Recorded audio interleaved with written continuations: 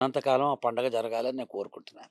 ఇప్పుడున్న తరంలో ఇప్పుడు మనం మాట్లాడుకున్న ఇప్పుడున్న తరం డైరెక్టర్స్‌లో జంధ్యాల గారంత కాకపోయినా, ఆయనలాగా ఎవరు బాగా తీస్తున్నారు మీ ఉద్దేశంలో? మీకు నచ్చిన సినిమాలు ఈ ఆహ్, మధ్య ఆహ్, కాలంలో? అంటే 'జంధ్యాల' గారి జోనరు అందరూ తప్పుగా అర్థం చేసుకున్నారమ్మా. హ్మ్. ఉట్టి కామెడీ మాత్రమే కాదు. యెస్. ఆయన కలం పాళికి 2 వైపులా పదునుంది. హ్మ్. యాస్ ఎ రైటర్ ఆయన 350 సినిమాలు రాశారు. ఆ రాసిన సినిమాల్లో 'శంకరాభరణం' ఉంది, 'వేటగాడు' ఉంది, 'సప్తపది' ఉంది. దాని తర్వాత అదేంటి మన 'అడవిరావుడు' ఉంది, 'విజేత' ఉంది, చిరంజీవి గారి సినిమా, 'జగదేక వీరుడు అతిలోక సుందరి' ఉంది, 'అగ్నిపర్వతం' ఉంది. ఇట్లా కొన్ని 'అగ్నిపర్వతం' మన 'అగ్నిపూలు' ఇలాంటి మంచి మంచి సినిమాలు ఆయన రాశారు. అలాగే ఆయన తీసిన సినిమాల్లో కూడా డైరెక్ట్ చేసిన సినిమాలు మీరు చూస్తే 'ఆనందభైరవి' లాంటి ఈస్థెటిక్ సెన్స్ ఉన్న సినిమా ఉంటుంది. హ్మ్. 'నెలవంక' లాంటి సినిమా ఉంటుంది. 'పుత్తడి బొమ్మ' లాంటి సినిమా ఉంటుంది. ఆ 'లేడీస్ స్పెషల్' అనే సినిమాలుంటాయి. అన్నీ అన్ని ఆయన కోణాలు. అన్ని కోణాలు టచ్ చేశారన్నమాట. కాపోతే ఇప్పటి తరంలో 'జంధ్యాల' గారిలా తీసేవారు అన్‌డౌటెడ్‌లీ అనిల్ రావిపూడి. 'జంధ్యాల' గారు చాలా దగ్గరగా తీస్తాడని నేననుకుంటా. హ్మ్. కాకపోతే 'జంధ్యాల' గారిలాగా ఓన్లీ కామెడీ తీయరు. అది కమర్షియలైజ్డ్ కామెడీ. హీరోల చేత కామెడీ చేయిస్తారన్నమాట. అవును. దాన్ని ఎలా చూడాలంటారు? అలా కమర్షియలైజ్డ్‌గా తీసినప్పుడు ఎక్కడో ఒక దగ్గర మనకు కావాల్సిన నాణ్యత అనేది తగ్గిపోతుందేమో.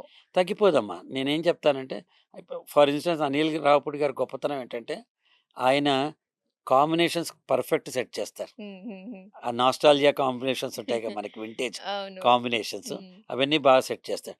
రెండోదమ్మా 3 గంటల పాటు సినిమాకి వచ్చే ప్రేక్షకుడికి తిరిగెళ్ళేటప్పుడు ఏదోటి బావుందిరా అనిపిచ్చి వెళ్ళాలి కదా! అవును. లేతే ఇండియా మ్యాచ్ చూసి ఇండియా ఓడిపోతే మనకు కలిగే డిసప్పాయింట్‌మెంట్ కలుగుతుంది. హ్మ్. సో, అలా కాక్ షూర్‌గా అయ్యే ఫార్ములా హ్యాపీనెస్. హ్మ్. హ్మ్. హ్మ్. అది కామెడీ హీరో చేసాడా? పక్కన బ్రహ్మానందం గారు చేసారా? లేపోతే పాత్రలు చేసారా? అని చూడరు. ఆ కామెడీ హ్యాపీనెస్, ఆ హ్యాపీనెస్ కోషెంట్‌కి అనిల్ రావిపూడి చాలా హెల్ప్ చేస్తున్నాడు హ్మ్. తను. హ్మ్. ఇప్పుడు 'అనిల్ రావిపూడి' గారు మీకు ఆ స్టోరీ చెప్పినప్పుడు అంతేగాని ఆయన తీసుకొచ్చిందా? లేదా మీరు ఇంప్రూవైజేషన్ చేసిందా? ఎలా లేదమ్మా. సెట్ అయింది ఆ కాంబో అసలు? పాపులర్ అంటే ఆహ్, పాపులర్ అసలు. కరెక్టే గాని క మొత్తం కథ, స్క్రీన్ ప్లే, దర్శకత్వం, క్రియేషన్ అన్నీ అనిల్ గారివే. ఆ! ఓకే. నేనొక పాత్రగా మాత్రమే వేశాను. హ్మ్. తను అనిల్ నాకు కథ చెప్పినప్పుడే నాకు నచ్చింది కథ. హ్మ్. అయితే ఇది వెయ్యాలా? వద్దా? అని ఆలోచిస్తుంటే ఆయన చెప్పాడు ఒక మాట నాకు చాలా నచ్చింది. చాలా ఇంటర్వ్యూలో కూడా చెప్పాను నేను. కమెడియన్ చేత వేయించాలనుకుంటే కామెడియన్ ఇంకెవరితో అయినా. ఎవరైనా ఉంటారండి. హ్మ్. మీలాంటి సిన్సియర్‌గా ఉన్నవాళ్ళు చెప్తే ప్రేక్షకుడు తన్ని తను కనెక్ట్ అవుతాడు. ప్రతి హస్బెండు తన్ని తను కనెక్ట్ అవుతాడు. మీకు మంచి పేరొస్తుంది చేయండన్నాడు. నేను ఫస్ట్‌లో రిలక్టెంట్‌గా చేశాను. కానీ 2, 3 సార్లు అనంగానే సెట్‌లో హ్మ్. ఈ సీన్స్ చేస్తారు. అందరూ నవ్వటం మొదలెట్టారు. ఓహ్! ఎక్కుతోందిరా ఇది అని అనుకున్నాను నేను.